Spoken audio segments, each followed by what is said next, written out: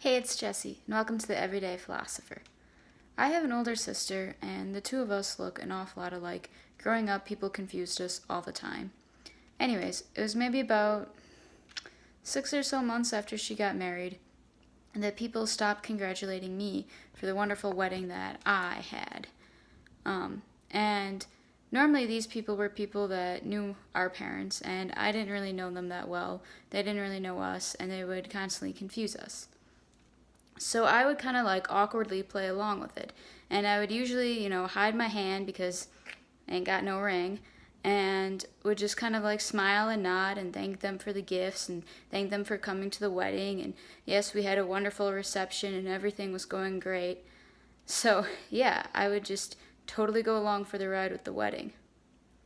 When I was in high school, I had the chance to join the prom committee. And our prom committee, unfortunately, was very stereotypically made up of a bunch of very snotty girls and a bunch of jock guys, in which I didn't really get along with very well. However, I really wanted to fit in, and I really wanted to be a part of this like little clique that they had in planning this prom, because I love planning things, I love organizing things, I love helping out, and I really wanted to be a part of it. So on days that we would have the meeting, I would purposely try to dress a little bit more preppy. I would try to not say anything weird, and basically I went out of my way to try to fit in with all of this. A few days ago, I was hanging out with a couple of friends, and one of my friends asked me how I was doing. Now, I was having a rough day, but I didn't want to talk about having a rough day because I didn't really want to get into it at that point in time. So I just said I was dandy. Yep, I'm feeling dandy, was what I said. And for me, the word dandy is kind of my expression to say that, I'm not going to tell you how I feel. It could be good, it could be bad. Because if you think about it, the word dandy sounds like a positive thing, but it's not necessarily so. So by saying the word dandy, it's kind of a cop-out and saying, I'm not going to express how I really feel. Now, you might be thinking, Jessi, you're such a wonderful storyteller, but what the heck do these stories have to do with each other? And they have one thing in common: authenticity. This magical, philosophical, existential term called authenticity. So great, authenticity. What's the big deal with it? Why do we care?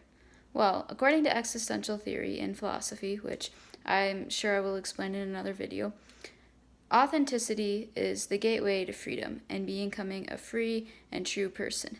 Now, you have to realize when we talk about freedom and existentialism, we're not talking about freedom like I can do what I want, I don't have chains on my arms, I'm not a slave, I can say what I want. Not that sort of freedom. That's an important sort of freedom too, but that's not the existential freedom. Rather, existential freedom is talking about being able to know and being able to make choices, and knowing that you have options and you have choices, which is a really big deal because we spend so much of our lives thinking that we don't have options, thinking that we don't have choices, when in reality we do. And so being an authentic person kind of opens this gateway of allowing us to make more choices and therefore be more free, and which is a really awesome and a really amazing thing. The difficult part is that it's really, really hard to be an authentic person. This is not for the easy, this is not for the weak. However, it is very rewarding, but it's not easy. Because you can't have freedom without also having responsibility.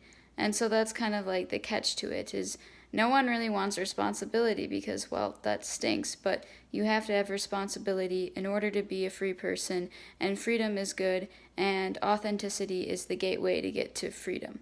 Does that make sense? I know that was a lot, but that's something that's a very key, crucial part of existential theory and existential philosophy. So, how do we become a free, authentic person? Good question. I'm not actually sure of the answer, but I'm pretty sure it's one of those things where, one, every person has to do with it by themselves, and two, this is a lifelong journey. But with that, I do have one little piece of advice on how to become an authentic person, and that is to stop lying to yourself. We lie all the time to ourselves about very little things, but these little lies add up. An example of this was when I said that I was feeling dandy. Instead of talking about my actual feelings or actually saying how I felt, I used a cop-out term and said that I was dandy. One option that I had would be to actually talk about things. Now, my friend may or may not have been receptive, but that is an option that I had, and that is a choice. But instead, I lied to myself, and I said that this was not an option, this was not a choice, and I used the term dandy. Because of that, I was not free. I was not free to make that choice because I told myself that there wasn't a choice.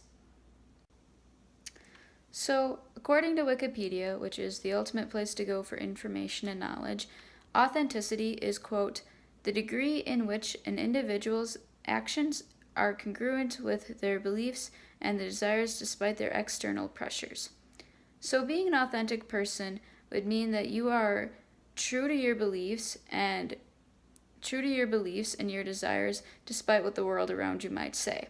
So, for an example, instead of just going along and lying and saying, yep, I am my sister and I had a wonderful wedding, it'd be to deny that and say, no, like, you're thinking of the wrong person.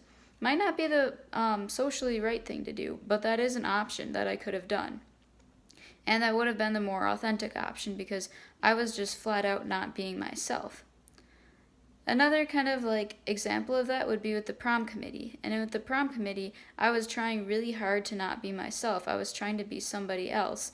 And so I was giving in to the external pressures of things. So my challenge for all of you wonderful people out there is to think about, what does it mean to be authentic? What does authenticity mean to you?